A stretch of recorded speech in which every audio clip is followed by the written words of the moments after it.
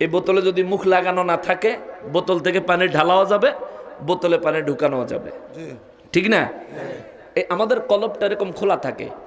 এই কলবের মধ্যে আপনার যখন ঈমান বৃদ্ধি পায়, আল্লাহ শুকরিয়া যখন আদায় করেন, কলবের ভিতরে আল্লাহর কুদরত থেকে নূর প্রবেশ করে। সূরা মুলক যে ব্যক্তি প্রতিদিন ঈশার নামাজের পরে তেলাওয়াত করবে, আবু হুরায়রা রাদিয়াল্লাহু তাআলা আনহু থেকে হাদিসে মোবারক, আমার নূর নবী রাহমাতুল লিল আলামিন বলেছেন, এই সূরা মুলক ওই ব্যক্তির জন্য আল্লাহর দরবারে সুপারিশ করবে। সুবহানাল্লাহ। সাহাবায়ে কেরাম বললেন, ইয়া রাসূলুল্লাহ সাল্লাল্লাহু আলাইহি ওয়াসাল্লাম, নবী গো, কি ধরনের সুপারিশ করবে? আমার নবী বললেন, এই সূরা মুলক যে ব্যক্তি প্রতিদিন ঈশার নামাজের পর তিলাওয়াত করবে, ওই ব্যক্তির জন্য এই সূরা মুলক শাফাআত সুপারিশ এমনভাবে করতে থাকবে যতক্ষণ পর্যন্ত ওই ব্যক্তিকে আল্লাহ জান্নাতে না দিবে, ততক্ষণ পর্যন্ত সুপারিশ চলবে। সুবহানাল্লাহ। এই ওহাবিরা বলে কইছে, আমি বলে খালি গাইল দেই। তো ওহাবিরে ওহাবি কইলে যদি গালি দেওয়া হয়, তাইলে আমি এই গালি সারা জীবন দিছি, বাকি জীবন দিমু। আমি সুন্নি হইছি, তুমি আমারে সুন্নি কইয়া তুমি যদি গালাগালি করতে মন চাই, বলে সুন্নি, সুন্নির ঘরের সুন্নি, যা মন চায় ক, খালি সুন্নি কইবি তো, যেমনে মন চায় হেমনে কইবি, আমি খুশি। ঠিক কিনা বলেন? কারণ আমি সুন্নি, আমার সুন্নি কবি, আমি খুশি। তুই ওয়াহাবি, তোর ওয়াহাবি গেলে তুই সাতস্কা।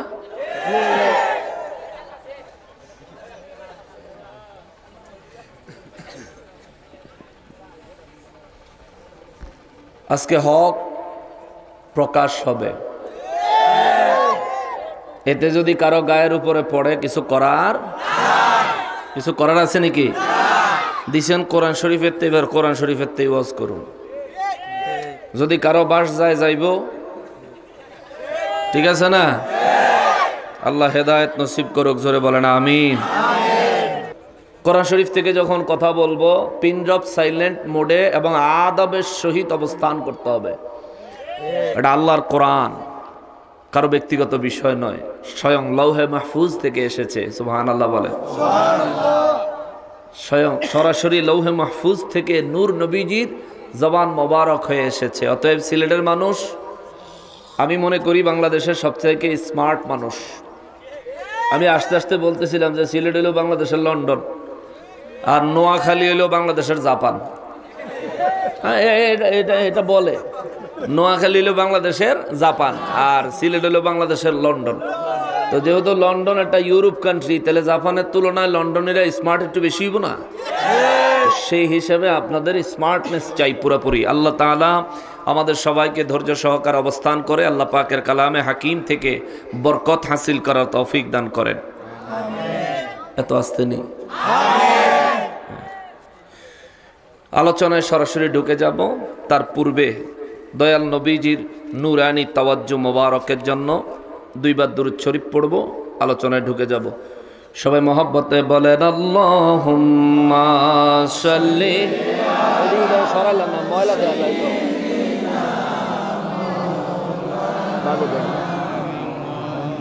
ওয়ালা আলি মাওলানা মুহাম্মদ। আল্লাহুম্মা সাল্লি মাওলানা মুহাম্মদ ওয়া আলা আলি মাওলানা মুহাম্মদ। মুআজ্জাজ মুকাররম, সূরা মুলক কোরআনুল কারীমে 29 পারার শুরু থেকে কোরআন শরীফে পাওয়া যায়। কোরআন শরীফের সিরিয়ালে সূরা মুলকের নাম্বার হলো 67। সূরা মুলক মক্কা মুআজ্জামায় নাজিল হয়েছে। সূরা মুলকের মধ্যে 32 খানা আয়াতে কারিমা রয়েছে। হযরতে আবু হুরায়রা রাদিয়াল্লাহু তাআলা আনহু থেকে হাদিসে মোবারক রয়েছে, আমার নূর নবী রাহমাতুল লিল আলামিন বলেছেন, সূরা মুলক যে ব্যক্তি প্রতিদিন তিলাওয়াত করবে, কোন সময়? ঈশার নামাজের পরে। গুরুত্ব দিয়ে শুনবেন। সূরা মুলক যে ব্যক্তি প্রতিদিন ঈশার নামাজের পরে তিলাওয়াত করবে, আবু হুরায়রা রাদিয়াল্লাহু তাআলা আনহু থেকে হাদিসে মোবারক, আমার নূর নবী রাহমাতুল লিল আলামিন বলেছেন, এই সূরা মুলক ওই ব্যক্তির জন্য আল্লাহর দরবারে সুপারিশ করবে। সুবহানাল্লাহ। সাহাবায়ে কেরাম বললেন, ইয়া রাসূলুল্লাহ সাল্লাল্লাহু আলাইহি ওয়াসাল্লাম, নবী গো, কি ধরনের সুপারিশ করবে? আমার নবী বললেন, এই সূরা মুলক যে ব্যক্তি প্রতিদিন ঈশা নামাজের পর তিলাওয়াত করবে, ওই ব্যক্তির জন্য এই সূরা মুলক শাফাআত, সুপারিশ এমনভাবে করতে থাকবে যতক্ষণ পর্যন্ত ওই ব্যক্তিকে আল্লাহ জান্নাতে না দিবে, ততক্ষণ পর্যন্ত সুপারিশ চলবে। সুবহানাল্লাহ। দ্বিতীয় নাম্বার বর্ণনা পাওয়া যায় আরো এক হাদিসে মোবারকে, নবীজি বলেন, কিয়ামতের ময়দানে সূরা মুলক আল্লাহর সঙ্গে তর্ক বিতর্কে লিপ্ত হবে। সুবহানাল্লাহ। তর্কে লিপ্ত হবে। যিনি সূরা মুলক তিলাওয়াত করতেন, ওই ব্যক্তির পক্ষ নিয়ে সূরা মুলক আল্লাহর দরবারে প্রয়োজনে তর্ক বিতর্ক করবে, কিন্তু তবুও ওই ব্যক্তিকে জাহান্নামে যাইতে দিবে না। সুবহানাল্লাহ। 3 নম্বর বর্ণনা পাওয়া যায়, নবীজি বলেন, সূরা মুলক যে ব্যক্তি প্রতিদিন ঈশা নামাজের পরে তেলাওয়াত করবে, ওই ব্যক্তি মারা গেলে তার কবরে কোনো অন্ধকার থাকবে না, কোনো আযাব হবে না। জোরে কন্যা সুবহানাল্লাহ। এই সূরার প্রথম আয়াতে কারিমায় আমার রব্বুল ইজ্জত বয়ান করেন, বিসমিল্লাহির রহমানির রহিম,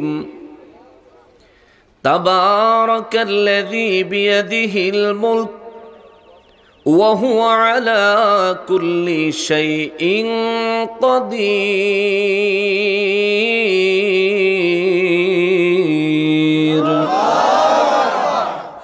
রব্বুল আলামিন কালামে হাকিমে সূরা মুলকের মধ্যে বলেন, তাবারাকাল্লাযী বিয়াদিহিল মুলক, আমি হলাম ওই বরকতময় রব, আমি হলাম ওই কল্যাণময় রব।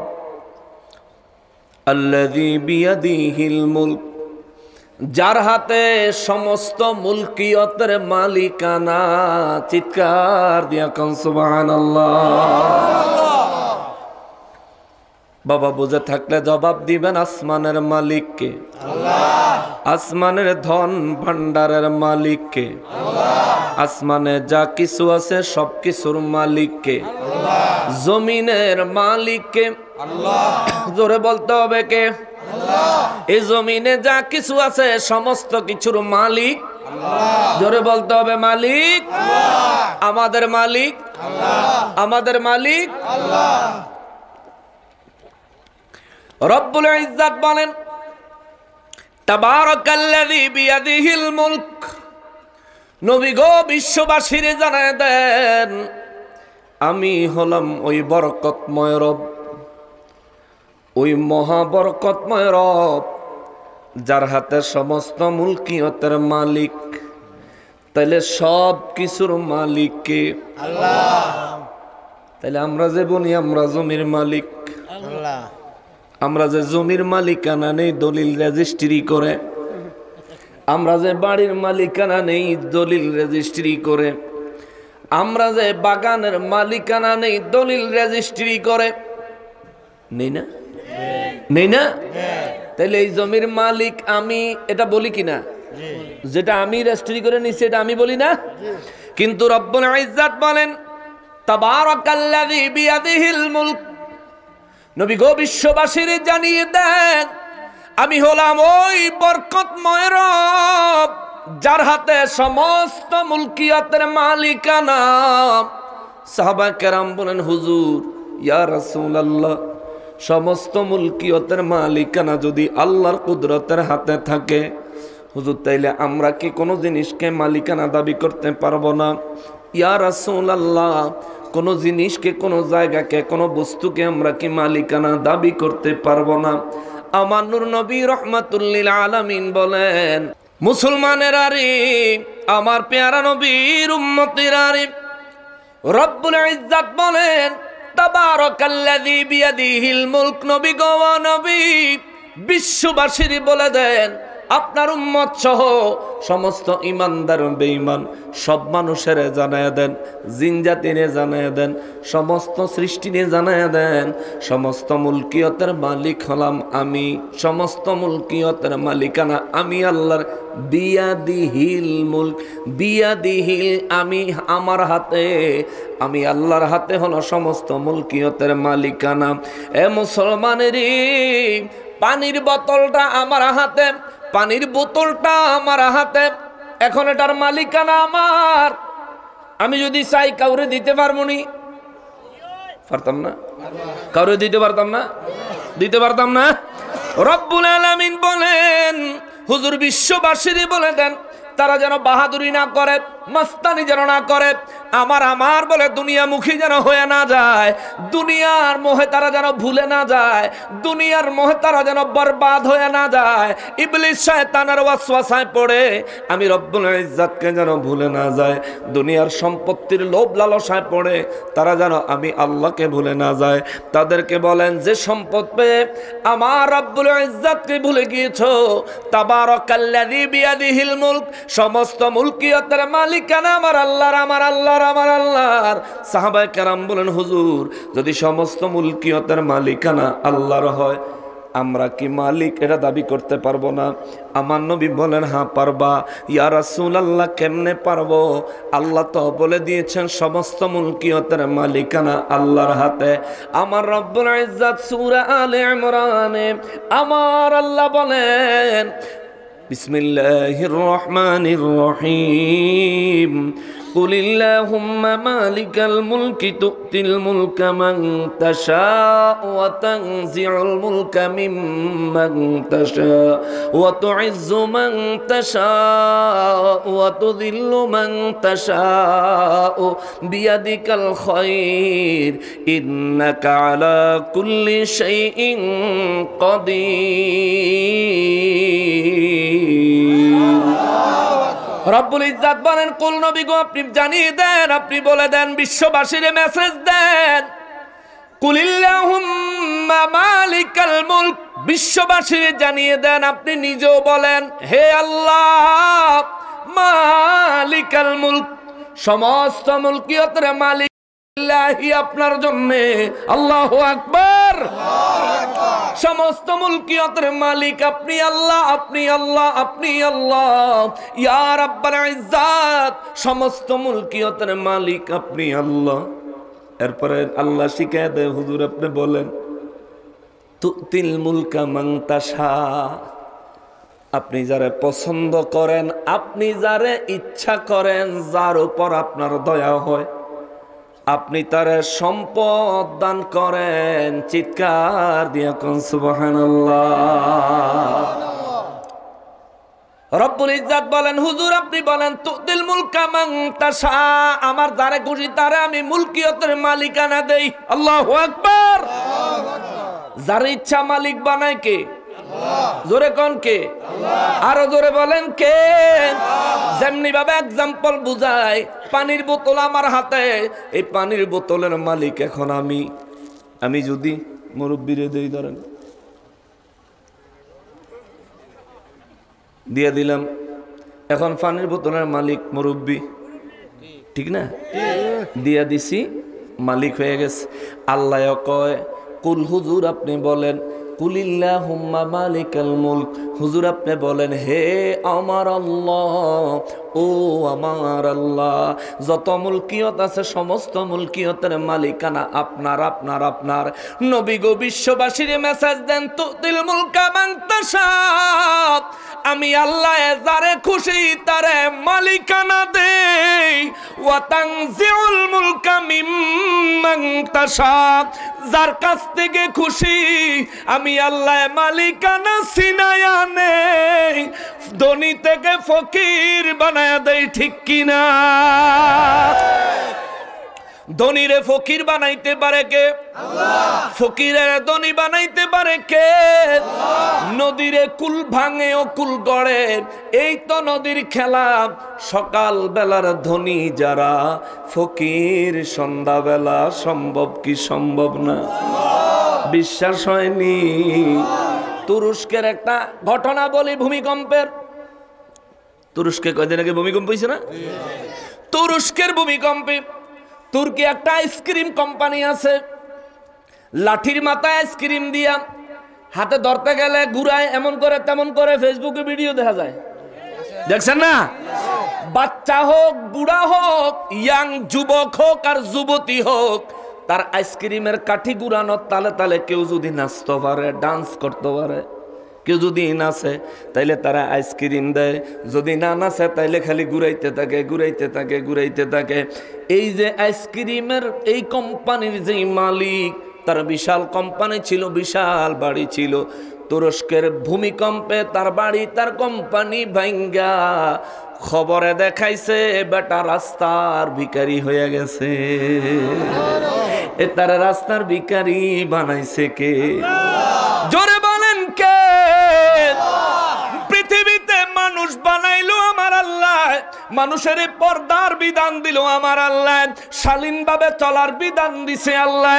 ওই মানুষের শালীনতা কাইরা নিয়া মানুষের পর্দার থেকে বাহির করে মেয়েদেরকে তুমি আইসক্রিমের ডান্ডা দিয়া না চাইবা, কতদিন না চাইবি? আল্লাহ কয় তোরে ছাড় দিছি, ছাইরা দেই নাই। ইন্না যাবিলা সাদিন, যেদিন ধর্ম বাঁচতে পারবি না, ঠিক কিনা বলে? রাস্তার ফকির হয়ে গেছে সে, রাস্তার ফকির হয়ে গেছে, রাস্তার কিনারে বসেছে, গালে হাত দিয়া ফেসবুকে দেখাইছে। মুসলমানের আরে এই জন্য রব্বুল ইজ্জত বলেন, হুজুর আপনি বিশ্ববাসীরে বলেন,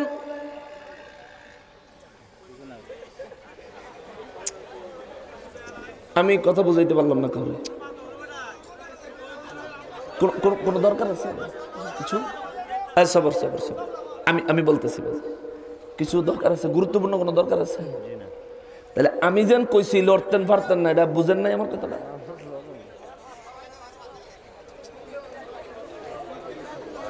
সমস্যা হয়েছে কি জানেন? এরা আমারে চিনে না।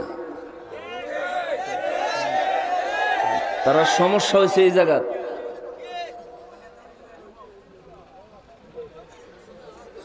এমপি, মন্ত্রী, চেয়ারম্যান, ডিসি, ওসি, এসপি যারা মাহফিলে, বিভিন্ন মাহফিলের অতিথি হন, দাওয়াতি মেহমান হন, কোরআন শরীফ থেকে যখন কথা বলা শুরু করি, উনি ভুলেই যায় যে উনি একজন এমপি। এত মনোযোগ দিয়ে কোরআন শোনে, ঠিক কিনা বল? যে বুঝে সে মর্যাদা দেয়, অবুঝ হবেন না। বলছি স্টেজে একদম নড়াচড়া করবেন না। আমি খুব বিপদ আপদ কাটায় তারপর আসছি,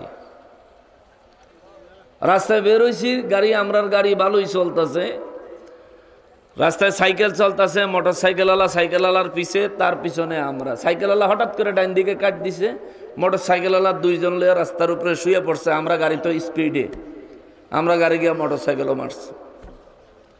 বাম্পার ছিল বিদায় গাড়িতে অত বেশি ক্ষতি হয় না, কিন্তু গাড়ির সামনে বাম পাশে দেখবেন বাম্পারের রং টং গেছে গা। আল্লাহর মেহরবানি, তাও ব্রেক দিয়ে কুলাইছে যে মানুষদের তেমন একটা ক্ষতি হয় নাই, তাও ওখানে ঝামেলা সারতে অনেক টাইম লাগছে। সাইরা রাস্তায় আইসা রাস্তার মধ্যে বালা জায়গার মধ্যে 1.5 ঘন্টা জ্যাম আটকে রয়েছে। হুদা জায়গা যেখানে কোনো সময় জ্যাম হয় না, গাড়ি একটা নষ্ট হইয়া রাস্তার মধ্যে, রাস্তার মাঝখানে নষ্ট হয়ে গেছে। আল্লাহ, সিঙ্গেল রোড, দুই দিকের গাড়ি আটকায় গেছে। 1.5 ঘন্টা জ্যাম জম ঠেললে তারপর আইসি। আমার এশার নামাজের পরে কিশোরগঞ্জের করিমগঞ্জে বয়ান ছিল, সেই মাহফিলও যাই নাই, আপনাদের এখানে সরাসরি চলে আইছি।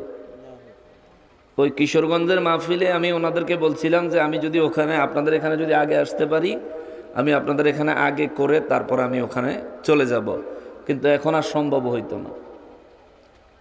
আপনাদের জন্য ত্যাগ দিতে দিতে তো জিন্দিগিটা দিয়ে দিছি, তারপরে যদি আপনারা ফায়া যদি না বুঝেন তাহলে আপনাকে না পাওয়া উচিত। ফায়া বুঝতে হবে, শুকর আদায় করতে হবে। একদম পিন ড্রপ সাইলেন্ট পড়ে থাকেন। কইছি না যারা দাঁড়াইবেন দাঁড়ান, যারা বসবেন বসেন। আমি কোরআন শরীফ থেকে কথা বলি, প্রত্যেকটা মানুষ প্রত্যেকটা শব্দ বুঝতে হবে। যদি মনোযোগ নষ্ট হয়ে যায়, বলবো কানে শুনবো কিন্তু জ্ঞানে জেহানে নিতে পারবো না। ঠিক না বাজান? একটু সময় দিবেন, একটু দয়া করে ধৈর্য ধরবেন। বাম পাশটা ঠিক আছে, ডাইন পাশটা বেতালা ছিল, এর পরে যদি ঠিক না হন তাইলে খবর আছে। মহব্বতে দুরূদ শরীফ পড়েন। আল্লাহুম্মা সাল্লি আলা সাইয়্যিদিনা মুহাম্মদ ওয়া আলা আলি মাওলানা মুহাম্মদ।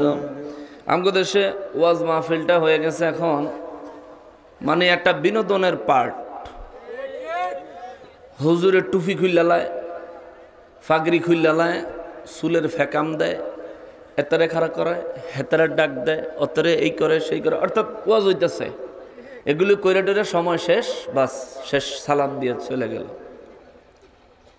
এই অবস্থা চলছে। এগুলোতে আবার আপনারা খুশিও, আমি জানি তো আপনারা খুশি এগুলিতে। হ্যাঁ ঠিক আছে, হুজুর অনেক হাসে, হুজুর টুপিটা খুললা কলাটা দেখায় দিয়া গেছে, হুজুর কেল্লাটা দেখায় দিয়া গেছে। আবার ফেসবুকে হুজুরে যখন ওয়াজ করে, হুজুরের ওয়াজের ফিসি দিয়ে আবার বাঁশিও বাজে।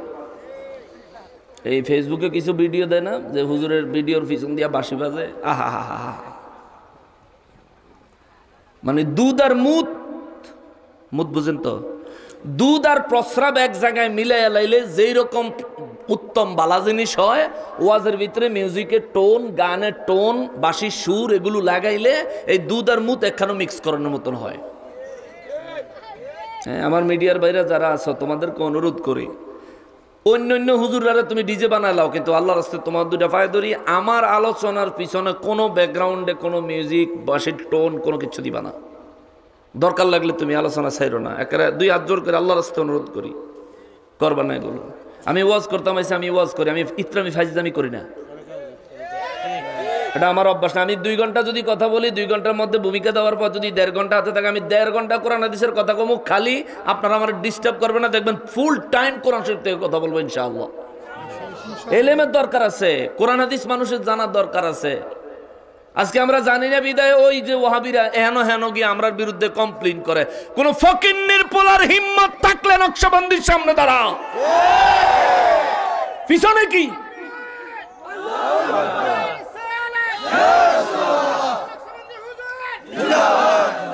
আমরা যদি কোরআন হাদিস বুঝতাম তাইলে নকশবন্দি প্রত্যেকটা মানুষ এক একটা নকশবন্দি হয়ে যেত।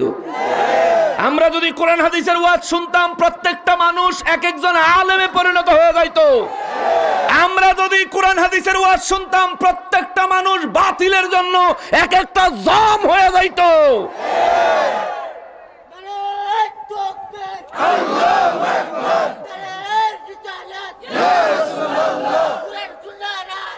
আকবার, মারহাবা, আল্লাহ।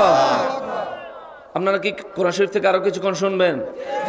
আমি কিন্তু ফুল প্ল্যান করে আছি আজকে আপনাদেরকে 2 ঘন্টা ওয়াজ শোনাবো। মানে অন্য কথাবার্তা সব বাদ, আমি 2 ঘন্টা ওয়াজ শোনাবো আপনাদেরকে। মাননীয় ডিসি মহোদয়ের কাছে নাকি কমপ্লেইন গেছে। আমি চাইবো ডিসি মহোদয়ের কাছে মিডিয়ার মাধ্যমে আমাদের আলোচনাগুলো পৌঁছুক, উনিও দেখুক যে কারা সত্যবাদী আর কারা মুনাফিক। জানা দরকার আছে নি? জানা দরকার আছে না? আলহামদুলিল্লাহ সারা বাংলাদেশে কথা বলি, আমার কোনো এই ধরনের কোনো রিপোর্ট বাংলাদেশের কোনো থানায় নাই। আমি কোরআন হাদিস থেকে কথা বলি, কোরআন হাদিস থেকে কথা বলি। কোরআন শরীফে যেন আচ্ছা থাক, সেদিকে যাইতাম না। শোনেন, আল্লাহ রাব্বুল ইজ্জত বলে, তাহলে সবকিছুর মালিক, মালিকানা কার হাতে? আল্লাহ। তাহলে আমরা যে নিজেদেরকে মালিক বলি, এটা কি হালাল না হারাম? হালাল। কেননা রব্বুল ইজ্জত আমার মায়ার নবী রাহমাতুল লিল আলামিন কে শিখিয়ে দিয়েছেন, কুলিল্লাহুম্মা মালিকাল মুলকি তুতিল মুলকা মান তাশা। ইয়া রাসূলুল্লাহ, আপনি বলেন, বিশ্ববাসীরে বলে দেন, আমি রব্বুল ইজ্জতের দরবারে আপনি বলেন, শুকরিয়া আদায়ের সুরে আপনি বলেন, লিল্লাহুম্মা মালিকাল মুলক, যত মালিকানা আছে, যত মুলকিয়তের মালিকানা আছে, সব কিছু আপনি আল্লাহর, আপনি আল্লাহর, আপনি আল্লাহর। তুতিল মুলকা মান তাশা, আল্লাহ গো আপনি যারে ইচ্ছা করেন তারে মুলকিয়তের মালিকানা দান করেন। আল্লাহ যারে মালিকানা দান করেছে সে নিজেকে মালিক দাবি করা অবশ্যই হালাল, অবশ্যই বৈধ। কথা বলেন ঠিক কিনা? তাইলে দুনিয়ায় যেটুকু জমি আমি হালাল অর্থ দিয়ে কিনলাম, এটুকুর মালিক আমি বললে কোনো দোষ হবে? যেই বাড়ি আমি হালাল রোজগার দিয়ে ক্রয় করলাম, ওই বাড়ির মালিক আমি বললে আমার কোনো দোষ হবে? দোষ হবে? দোষ হবে না, দোষ হবে না। মুসলমান রে, সবাই রে মালিকানা দেয় কে? মুমিনের মালিকানা দেয় কে?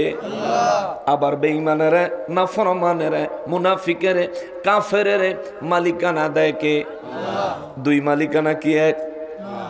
দুই মালিকানা কি এক? সূরা আনআমে কয়েকদিন আগে বয়ান করেছি, রব্বুল আলামিন বলেন, যে সমস্ত মানুষগুলি আমি আল্লাহর হুকুমকে অবজ্ঞা করে, যে সমস্ত মানুষগুলি আমি আল্লাহর হুকুমকে অমান্য করে, নাফরমানি করে, আমি বলেছি নামাজ পড়তে পড়ে না, আমি বলেছি হালাল রোজগার করতে করে না, আমি বলেছি পর্দা করতে করে না, আমি বলেছি সামর্থ্য হলে হজ করতে করে না, আমি বলেছি নিসাব পরিমাণ সম্পদের মালিক হলে যাকাত দিতে দেয় না, যে ব্যক্তি দুনিয়ায় নাফরমানি করে বেড়ায়, আমি রব্বুল ইজ্জতের কথা, আমার আদেশগুলো যে ব্যক্তি মানে না, এই ধরনের মানুষগুলো দুনিয়ায় যখন নাফরমানি করতে করতে করতে করতে চূড়ান্ত পর্যায়ে চলে যায়, আমার আল্লাহ কয় এই মানুষটার জন্যে, দুনিয়ায় ধনী হওয়ার জন্যে, সে যা চায় তা তারে দেওয়ার জন্যে আমি আল্লাহ সব কিছুর দরজা খুলে দে, যাতে করে এই ব্যক্তির ভিতরে, যাতে করে এই ব্যক্তির অন্তরে হারাম খাওয়ার কারণে, এই ব্যক্তি নাফরমানি করার কারণে, অন্যায় আচরণ মুনাফিকি করার কারণে আমি আল্লাহ তারে এমন ভাবে তার জন্য সমস্ত কিছু দরজা খুলে দেই, সবকিছু পায়া যাতে সে ভাবতে পারে মনে মনে, যারা নামাজ পড়ে তারা কত গরিব, আমি যে নামাজ পড়ি না আমার কত ধন। এই কথা বইলা সে যে জনমের মতো পাপী, জনমের মতো নাফরমান হইতে পারে, হাসরের ময়দানে যখন তারে ধরমু, কবরের মধ্যে যখন তারে ধরমু, তে যাতে কইতো না পারে আল্লাহ আমি যদি দুনিয়ায় নাফরমান হই। নবীজি হাদিসে মুবারকে বলেছেন, আদ-দুনিয়া সিজ্জিনুল মুমিনিন ওয়া জান্নাতুল কাফিরিন, দুনিয়া হলো মুমিনের জন্য জেলখানা, জেলখানায় যা চায় তা পাওয়া যায় না, জেলখানায় যা চাইবেন তা পাবেন না, পাবেন না, পাবেন না, পাবেন না। আর ওয়া জান্নাতুল কাফিরিন, কাফেরের জন্য দুনিয়া হলো জান্নাত।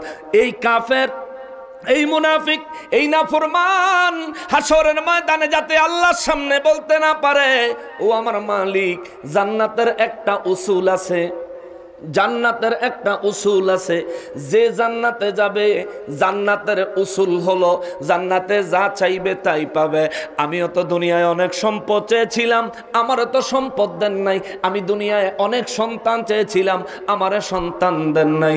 আমি দুনিয়ায় বিপদ আপদ থেকে মুক্তি চেয়েছিলাম, আমারে মুক্তি দেন নাই। তাইলে আমার কুফরি, আমার নাফরমানি সাবেত হয় কিভাবে? এই কথা কোন নাফরমান যাতে রব্বুল ইজ্জতের দরবারে তুলতে না পারে, এই জন্য আল্লাহ কয় নাফরমানের জন্য সব কিছু দরজা খুলে দেই। আমি আল্লাহ নাফরমানের ছাড় দেই, ছাড় ছাড় ছাড়, কিন্তু ছাইরা দেই না। ইন্না যাবিলা শাদীদ, যেদিন পাকড়াও করব চান্দু বাঁচতে পারবি না। কথা বলেন ঠিক কিনা?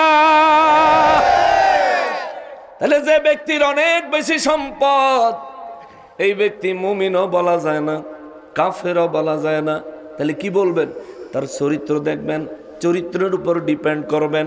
আজান হলে নামাজে যায় কিনা, আল্লাহ শুকর আদায় করে কিনা, এই ব্যক্তি পর্দা পশিদা করে কিনা, আল্লাহ এবং তার রসুলের দেখানো পথ মতে জীবন যাপন করে কিনা, পরিবারের সন্তানগুলারে আল্লাহ এবং তার রসুলের নির্দেশনা মোতাবেক চালায় কিনা, এটা দেখবেন।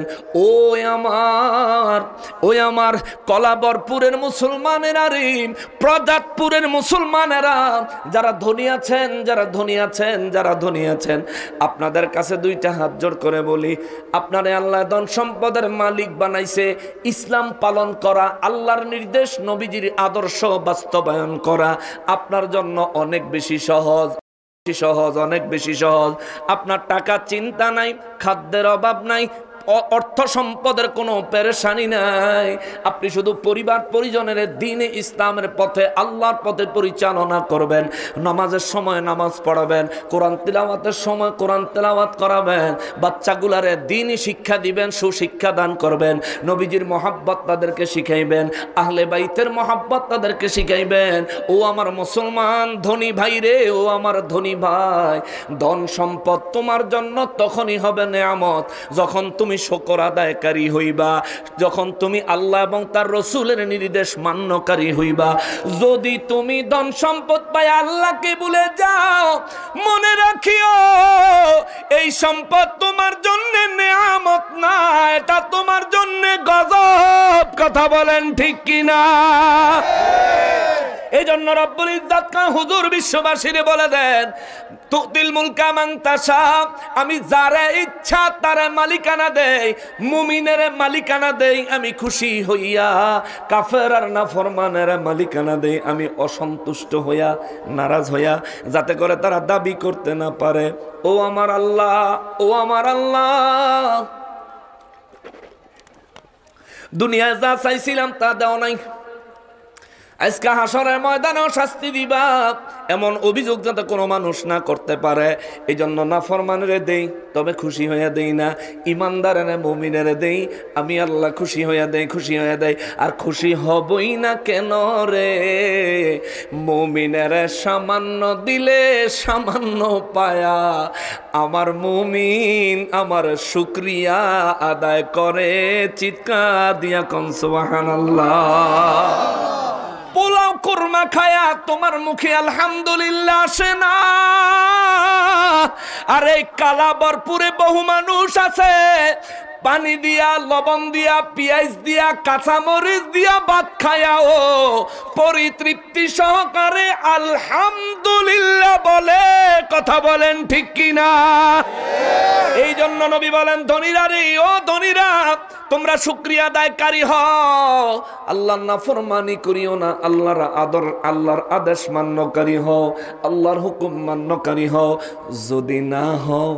যদি না হও হাসরের ময়দানে তুমি হিসাবের কাঠগড়ায় মারাত্মকভাবে আটকায়া যাইবা।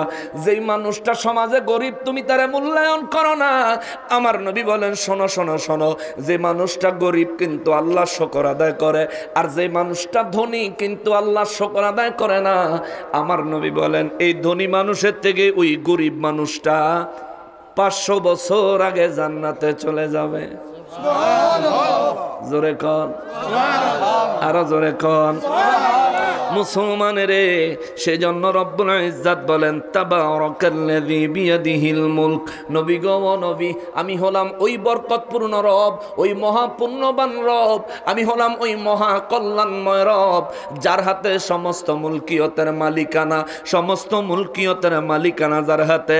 ওয়া হুয়া আলা কুল্লি শাইইন কাদির।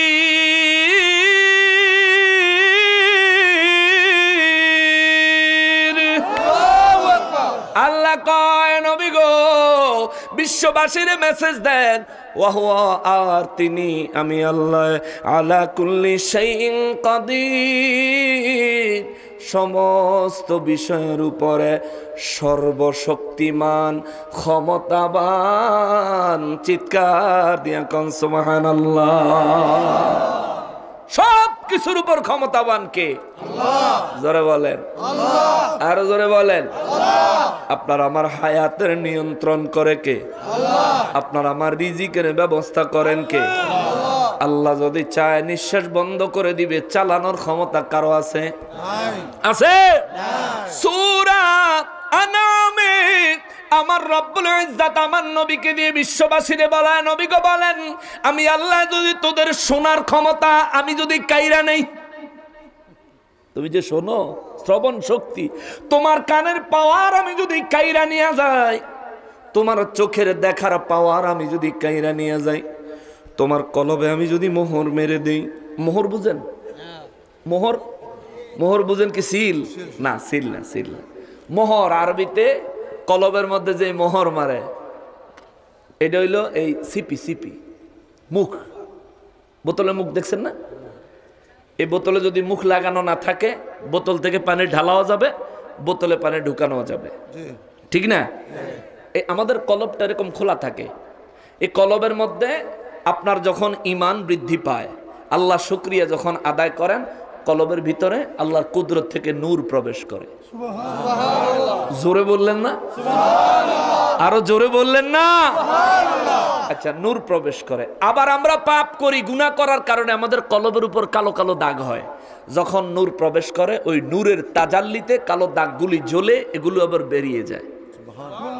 জোরে কন্যা, আরো জোরে কন্যা। তাইলে তাকওয়াবান হওয়ার জন্য, নাজাত পাওয়ার জন্য, আল্লাহর সন্তুষ্টি হাসিল করার জন্য আমাদের কি এই কলব খোলা রাখা দরকার না বন্ধ করে দেওয়া দরকার? কথা বলেন না কেন? খোলা রাখা দরকার না বন্ধ করে দেওয়া দরকার?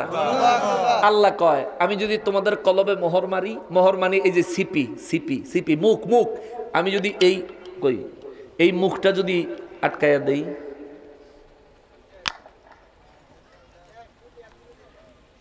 এটাতে কিছু ঢুকান যাইব?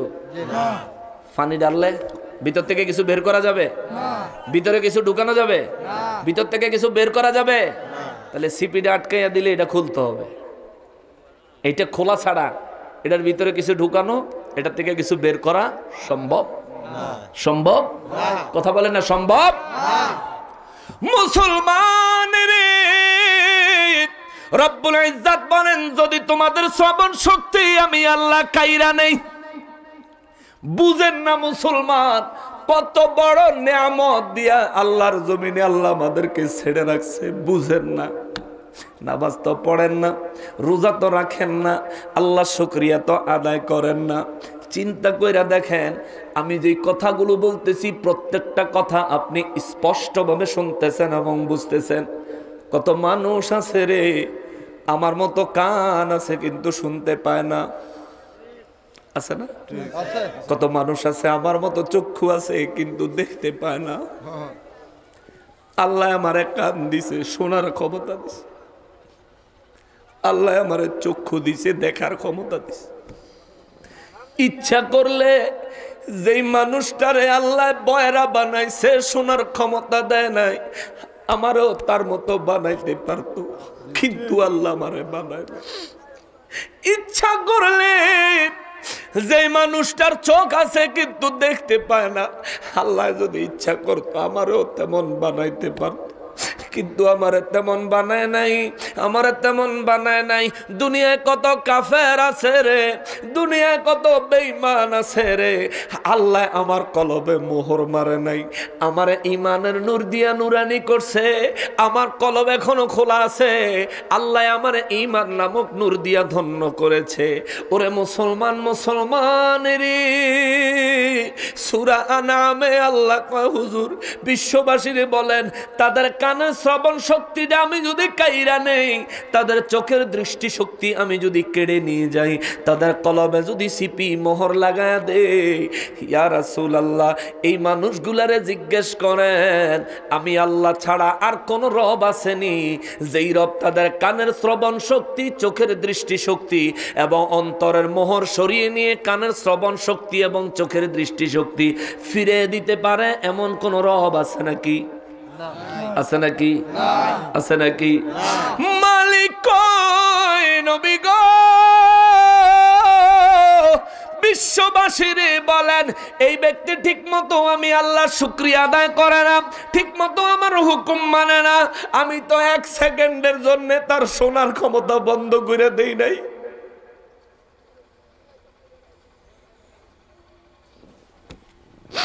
রাতের বেলা ঘুমাইলো, কত মানুষ বিছানায় যায়, শুয়ে থাকে, গড়াগড়ি করে, চোখে ঘুম আসে না। আপনি বিছানায় পিঠ লাগায়া বালিশে মাথা লাগাইছেন, ঘুম চলে আসছে। এটা বড় নেয়ামত, এটা বড় নেয়ামত, বড় নেয়ামত। ঘুমাইছেন, চোখে দেখতেছেন না। আল্লাহ কয় নবী গো, নবী বিশ্ববাসীরে বলেন না, এই যে মানুষটা নিজে মুসলমান পরিচয় দিল, এশার নামাজ আদায় না করে বিছানায় চলে গেল, ঘুমায়া গেল, নবী গো ইচ্ছা করলে আমি আল্লাহ তার চক্ষুটা ফিক্স করে দিতে পারতাম, আর যেন খুলতে না পারে। এমনকি ইচ্ছা করলে সে চোখ খুলতো কিন্তু কিছু দেখতো না, এমনও করে দিতে পারতাম, কিন্তু আমি দেই নাই। শোনার ক্ষমতা কাইরা নেই নাই, দেখার ক্ষমতা কাইরা নেই নাই, তার কলবের মধ্যে মোহর মারি নাই নবীজি। এই মানুষগুলারে জিজ্ঞেস করেন, এত কিছু দেওয়ার পরেও কেন মানুষগুলা আমার শুকর আদায় করে না, কেন মানুষগুলো চিন্তা করে না, কেন মানুষগুলো পরহেজগার হয় না, কেন মানুষগুলো তাকওয়াবান হয় না? এই মানুষগুলারে আমি আল্লাহ বানাইছি বড় শখ করে, বড় মায়া করে, বড় মহব্বত করে। হুজুর আপনি নবীজির কারণে এই মানুষগুলারে আমি আল্লাহ বেশি ভালোবাসি, বেশি ভালোবাসি গো নবীজি। আদম নবীর জামানা থেকে আপনি নবী পর্যন্ত যত মানুষ জমিনে এসেছে, যত নবীরা এসেছেন, যত নবীর উম্মতেরা ছিলেন, তাদেরকে লম্বা হায়াত দিছি, অনেক বেশি কষ্ট করেছে, অনেক লম্বা পরীক্ষা দিয়া তারা কবরে এসেছে। সেখান থেকে তাদের লম্বা হিসাব কমপ্লিট করে তারপরে যারা আরামে আছে, যারা বিপদের তারা বিপদে আছে। কিন্তু আপনার উম্মতের বানায়া আমি আল্লাহ আপনি নবীর খাতিরে কোরআনে ঘোষণা দিছি, কুনতুম খায়রা উম্মাতিন উখরিজাত লিন-নাস। হুজুর নবী গো, গোটা বিশ্বে যত মানব জাতি আছে, সমস্ত মানব জাতির মধ্যে আপনার উম্মত হলো শ্রেষ্ঠ মানুষ। জোরে করনা সুবহানাল্লাহ। এখানে শুধু শেষ করি নাই, আপনার উম্মতের আমি আল্লাহ হায়াত দিছি কম, হায়াত কম। আপনার উম্মতের বলিয়ে তারা যেন আফসোস না করে গো নবীজি। আমার নবী বলেন, আল্লাহ উম্মতের হায়াত কম দিছেন, আফসোস করবে না কেন? আমার আল্লাহ কয়, হুজুর আপনার উম্মতের আমি আল্লাহ বেশি ভালোবাসি গো। যে যারে ভালোবাসে তারে সে খাটাইতে চায় না, যে যারে বেশি ভালোবাসে তার সে বেশি খাটাইতে চায় না, কম খাটাইতে চায়। আপনার উম্মতের হায়াত কম দিছি, ছোট্ট হায়াত দিছি, অল্প হায়াত দিছি। আপনার উম্মত যাতে অল্প কিছুদিন কষ্ট করে কবরে চলে আসবে, আর তারা ঈমান নিয়ে আসবে, আমি আল্লাহ তাদেরকে জান্নাত দিয়ে আমি নিজে সন্তুষ্ট হব। সুবহানাল্লাহ। হায়াত কম এই জন্য কি দুঃখ আছে, কষ্ট আছে? হায়াত কম হওয়াতে ভালো হইছে না মন্দ? ভালো হইছে না মন্দ? যে রব্বুল ইজ্জত আমাদেরকে এত বড় মর্যাদা মর্তবা দিলেন, এত মায়া, এত ভালোবাসলেন, এত মায়া করলেন, ওই রব্বুল ইজ্জতের শুকরিয়া আদায় করার দরকার আসেনি? জোরে কোন আসেনি? শুকরিয়া আদায় করিয়েন, নামাজ আদায় করিয়েন, পর্দা করিয়েন, মা বাবার খেদমত করিয়েন, আউলিয়া কেরামের সোহবত হাসিল করিয়েন, নবীজির মহব্বত অন্তরে পয়দা করিয়েন। মুসলমান রে, ও মুসলমান শোনেন শোনেন শোনেন, আমার আল্লাহ এরপরে 2 নম্বর আয়াতে আমার আল্লাহ কয়, আপনাদের ধৈর্য হবে? 1 ঘন্টার বেশি হয়ে গেছে কিন্তু টাইম, ধৈর্য হবে তো? 2 নম্বর আয়াতে আমার আল্লাহ বলেন, বিসমিল্লাহির রহমানির রহিম, আল্লাযী খালাকাল মাউতা ওয়াল হায়াতা লিয়াবলুয়াকুম আইয়ুকুম আহসানু আমালা ওয়া হুয়াল আজিজুল গফুর।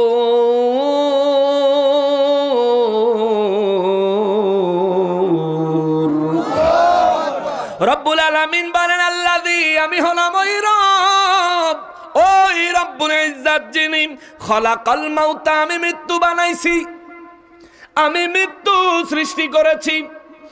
এই মৃত্যু দিয়ে আল্লাহ আমরা জন্মানোর পরে যে মরমু, ওই মরার কথা না, এই মৃত্যু দিয়া আল্লাহ বুঝাইছে এই যে মানুষ এত বাহাদুরি শক্তি দেখায়, জোর দেখায়, আর একদিন কিছুই ছিল না, নিশ্চিহ্ন ছিল, কোনো চিহ্ন ছিল না। যে মরে যায় তার কোনো চিহ্ন থাকে? মরে গেলে চিহ্ন থাকেনি? চিহ্ন থাকে?